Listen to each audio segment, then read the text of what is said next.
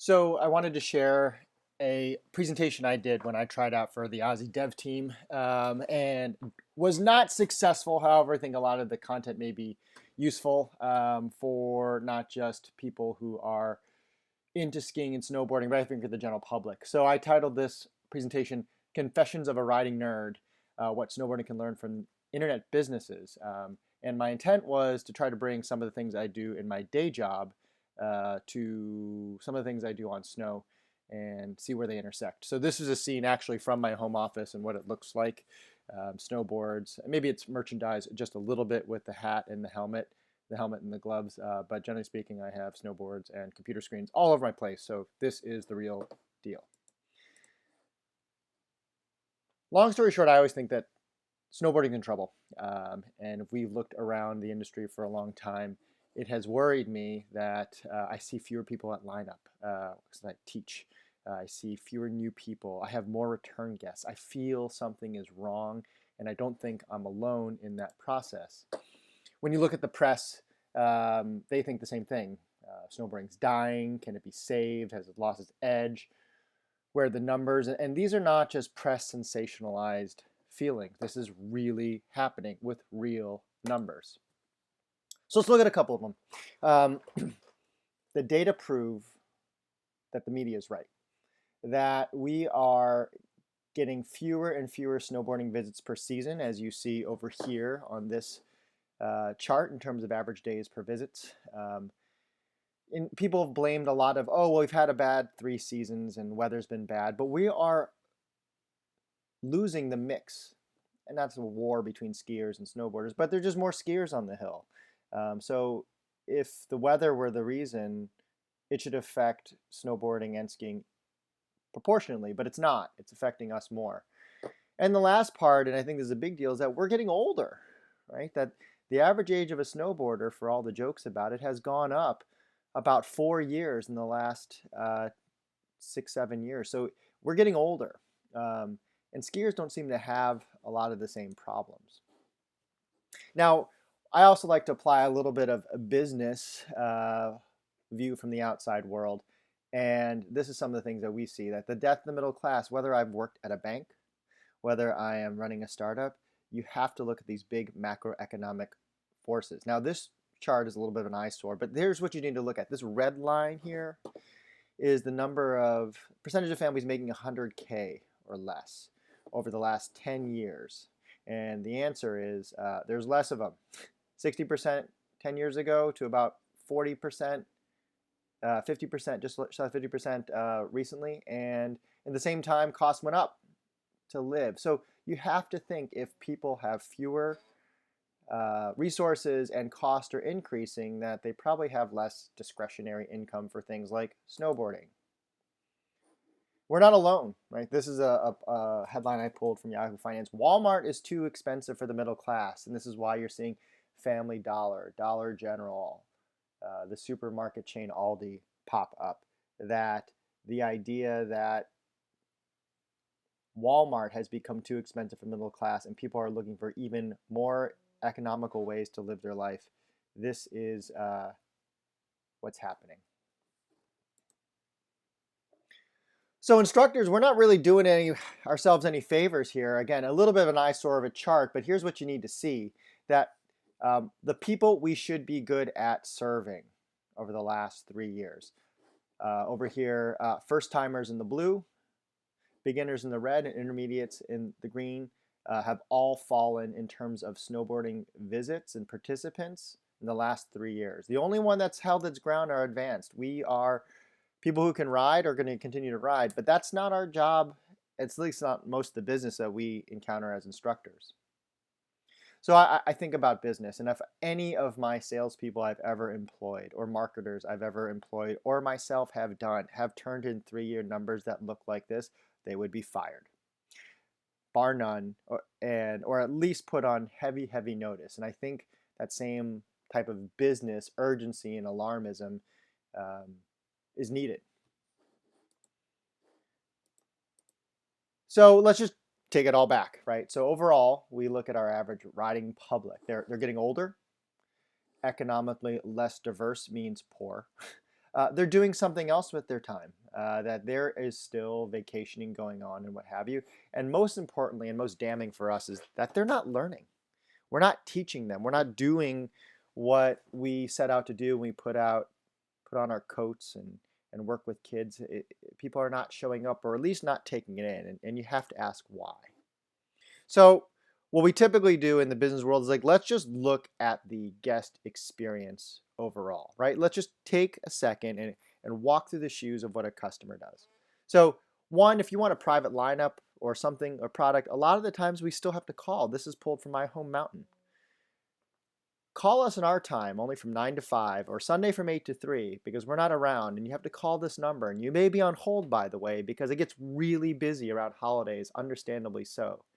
And by the way, if you're going to come on the same day, you have to go to this one place. By the way, I don't know where this place is if I'm a first-time guest to this resort. So this is not a great experience.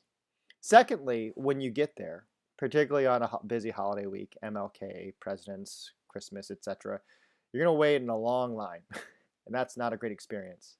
Third, once you have your ticket and have paid your thing, you have to come to lineup. Our lineup, our spot, our time. And by the way, I think lineup is super intimidating for a lot of guests. There's like 50, at least our resort, there's 50 blue coats lined up in a row, and you're a first timer trying to find where you belong. It's scary, I think, and it's not always, at least for everyone, the best experience. And lastly, and most importantly, we expect you to pay a premium for it, right? At my home mountain, a 1 hour private with me is $105 an hour. Not cheap. At the end of the day, you have to grok an internet meme. Snowboarding, ain't nobody got time for that. That's how I think the general public may feel through all of this. I'm not here to just bitch and moan. I'm here to think through some problems and solutions, right? So here's my hypothesis. I think there's 3 C's that are affecting internet businesses or new business models today I think we can learn from. So I'm going to go through each of these, explain what they are, explain who's doing it well outside the snowboarding world or snow sports world, and then put together a little prototype, or at least suggest one that may be interesting to explore if we want to grow the business. So the first is clarity. People need to know exactly what they're getting, and they need to feel empowered that they can choose to get it or not, or customize it so they have an idea and feel in control of what their purchasing dollar gets. That's number one. Number 2 is convenience. This idea, people need to be able to do things on their terms, when they want, how they can afford it, versus having to bite off industry size, industry set chunks that may not make sense for how they want to buy products or services. The last piece is that people want community. People are willing to pay for community, and I think we need to tap into that. So let's just go through the first one, clarity. Here's some challenges today. Like if you just kind of think through a provincial convert from skiing to snowboarding, or someone, like these all questions when I've talked with guests I've seen, or when I've been training staff, I've heard from people like, who am I getting? How'd you pick her? Is he or she qualified? Why does it cost so much? And after I do the lesson, what do I should do next? Like these are all doubts just racing through clients' heads as they're paying us lots of money. So what do we think about that? Who does a good job of making that more transparent? And I look at Yelp. So if you don't know what Yelp is a review site where you can look at basically restaurants and shops and get some user reviews to understand what the experience is like. Before, it's a relatively opaque experience. You don't know what other people thought about a restaurant or what the food looked like. But here you can just see the numbers speak for themselves. 67 million reviews. 98% of people who use Yelp buy something. Oh, and by the way, that whole demographic we're talking about here, the whole growing older affluent set we need to start capturing to save some of the economic downfalls of our business, they like to do this. This is how they buy services in the regular world. So what can we do? What would a prototype look like? And this is something that me and my co-founder Brian Morgan built, this little prototype called Shred Better. So we asked, what if we just built Yelp for instructors as an online experience where I could get some idea of who I'm buying, what qualifications they have, so when I plunk down all my hard-earned change, I have some idea of the product. And secondly, if I didn't get a good product, what is my voice? How do I have recourse other than just complaining to a supervisor? How do I add transparency to the process and clarity to the process? So we built this. It's up, it's running, it's cool, it's free for instructors. If you're an instructor and listening to this, please use it. Um, we'd be happy to support you and do this. And we've also integrated with Mountain. So the same database is running on mountsnow.com. And here is a picture. I mean, there's a picture of my friend Tim on our public site where you can see his profile. And then this is what it looks like when it's integrated into Mount Snow. It's not super clear on this screen share, but you can check it out on shredbetter.mountsnow.com/roster. Sorry. Also, people need to be able to get some continuation of discussion between the guest and the instructor. So we built progress cards where not only do you get clarity about who you picked, but you get clarity in what you've done. So you can build a progress card as a guest, as a pro to a guest, and say, hey, we did this type of lesson quickly on your phone. If you send me your email address, I'll give you a quick checkout card. Couple skills saying, hey, we can do this, still working on it. Click a couple things, write a couple texts, and there you have something in your email that you can take for either your next lesson with that guest, with the same instructor, or with a different instructor. So I want to wrap on the whole clarity thing, that people need to understand who they get, what service they got, and where they go for the next time. So that's a prototype that's live. All that stuff is working. If you want to use ShredBetter, please do. It's free. And if you have a problem, just send me a note, mike@shredbetter.com. I want to move on to convenience. Convenience is a big thing. So if you look at a couple big commerce plays in the world that have become huge multi-billion-dollar startups, they all share this idea of convenience. So the top line is, I don't know if you've used them, but a service called Blue Apron. Basically, Blue Apron packs gourmet ingredients, measured, in with the recipe, the exact portions you need, perfectly selected produce, so that you just have to do the last bit of cooking, right? The value proposition is clear. Make me a top chef, but I just don't do the whole prep work thing. I'm not into that.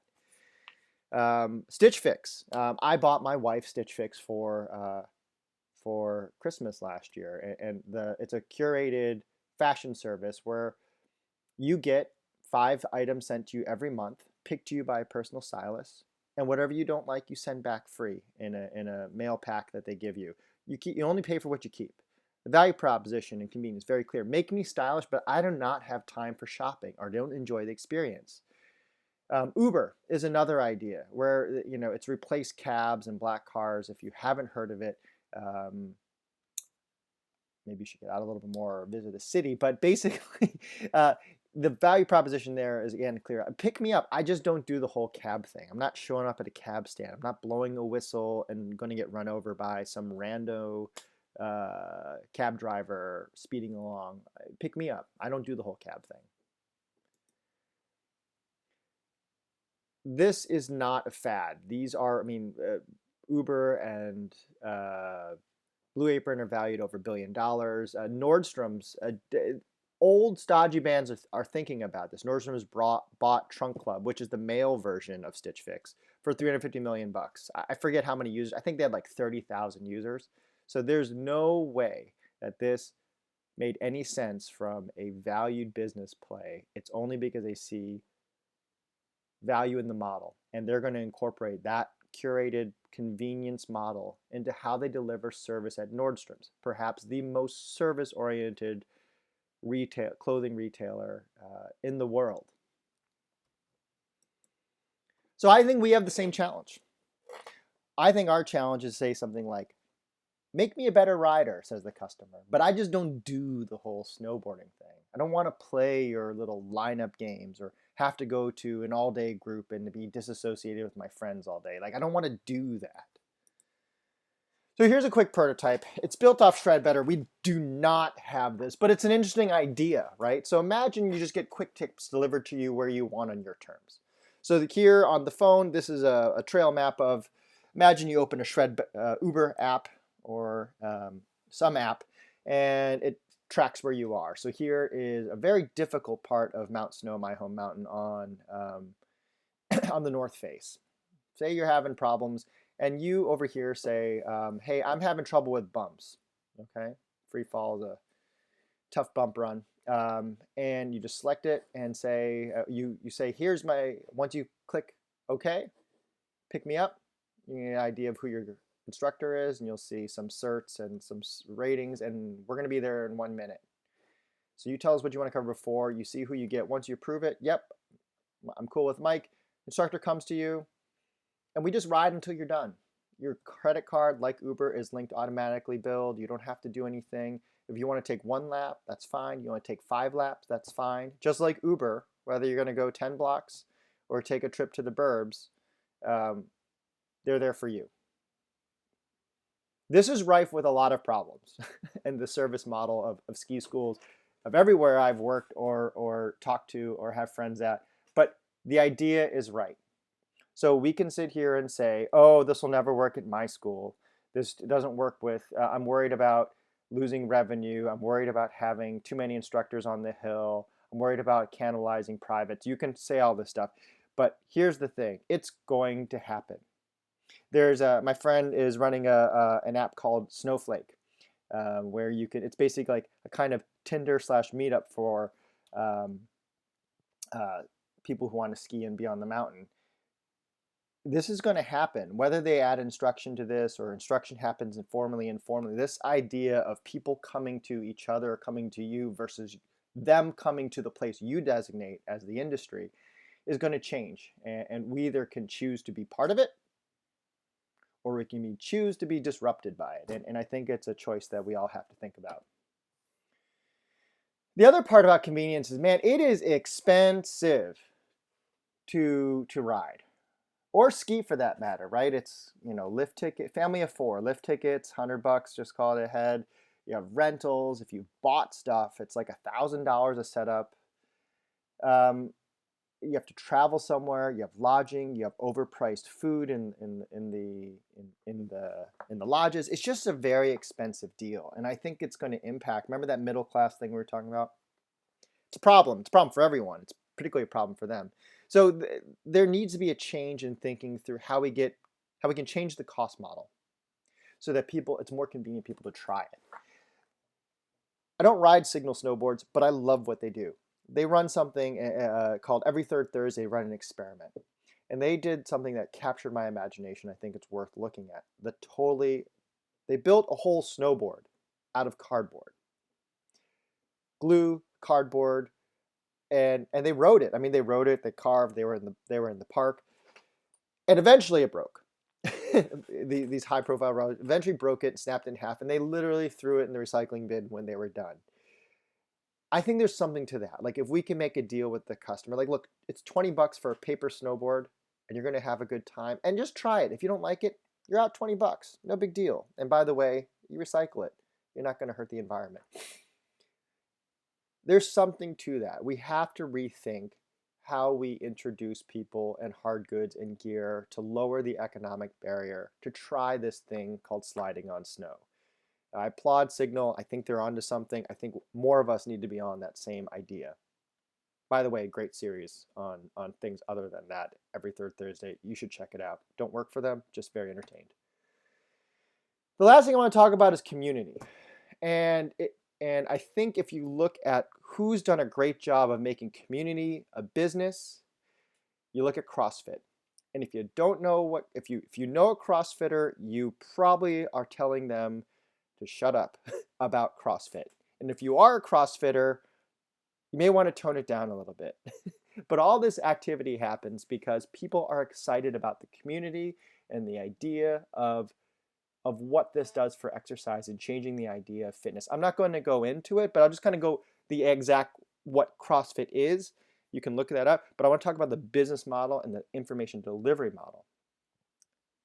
Everything is free. The content is free. You go on CrossFit.com, get the workout of the day, what you're trying to do, and just get it for free. It's actually what I do. If you want to have technique discussions, it too is free. You can just go on CrossFit, literally has like thousands of videos that they just publish about how you do good form, how you coach it, how you correct it, and a whole bunch of other people who own local CrossFit gyms have their own.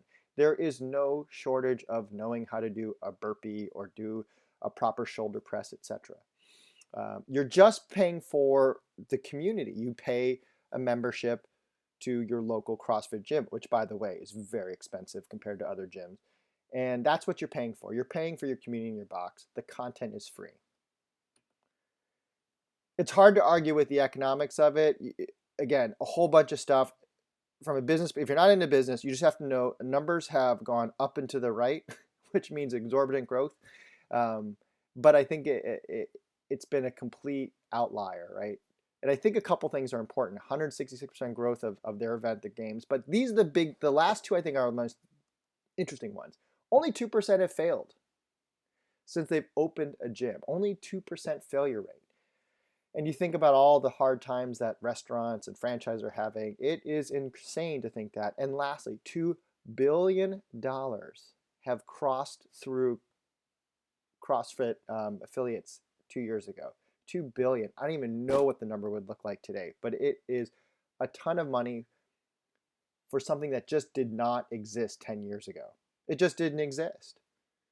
It is the number one idea that is beating and destroying and changing all the American fitness systems today as viewed by the Google searches below. CrossFit obviously being the blue graph. So what do we do? What do we think about it? And this impacts me. I believe I was part of a community. I never knew I was really part of a community. This is someone who gave me a lesson, and my good friend Morgan, who said, you should teach. My fourth day on a snowboard, first lesson, you should teach. You should be part of this cool group I do called snowboarding instruction. So I think we need to think about that. And that has led to me where I am today, teaching a lot, talking about this as a business. Being part of the community matters.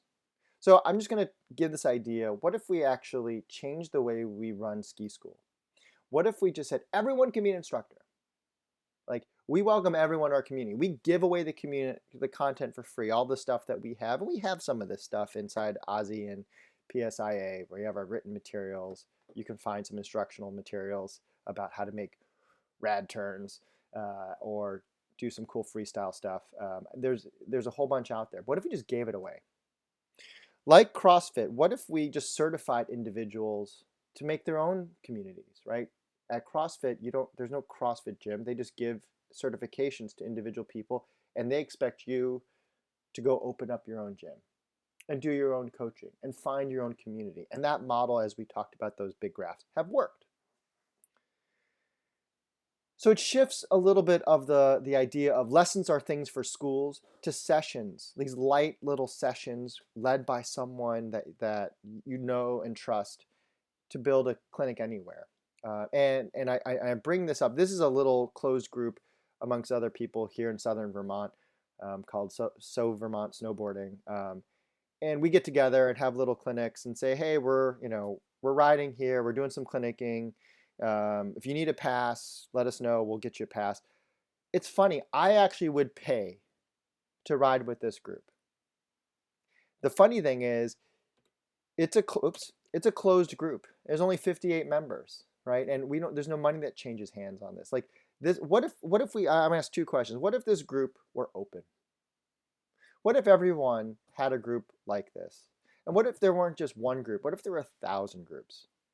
That we decentralized the ski school and still had affiliations and found ways for that model to persist, but we added to it by having people be individual ambassadors, individual ski schools to build their own communities to introduce them to our sport. What if we added that? It's not a replacement, but it's an addition to how we bring people in. It's a community-based way that I think other business models have to talk about, have to think about, and I think we're no different. So I'm going to wrap. I've been talking a long time. Just wrap on. Look, we're in a tough spot. Those numbers have head down, and I just quote Einstein. And this is the Yes Einstein board. Again, don't ride it. It's a cool graphic and fitting. Insanity is doing the same thing over and over again, expecting different results. So if we continue to force people to come to line, we continue to force people to pay exorbitant, very high fees, which I think people are worth from an instruction standpoint, but that can't be the only way they purchase our services. If we do the same thing and expect different results and things will get better, we're insane. We're crazy. We have to think through how we make things clear for guests, make it more convenient, and make it easy for them to access our community and be part of that and welcome them with open arms. Um, if we do that, we may just have to figure out, we may just have started to figure out how we save our sport. So I'm not saying our prototypes are right or we should do any of them, but they're offerings. They're modest proposals to think through what something may look like in the future. So that's it. This is me. These are my thoughts. Would love any feedback on this.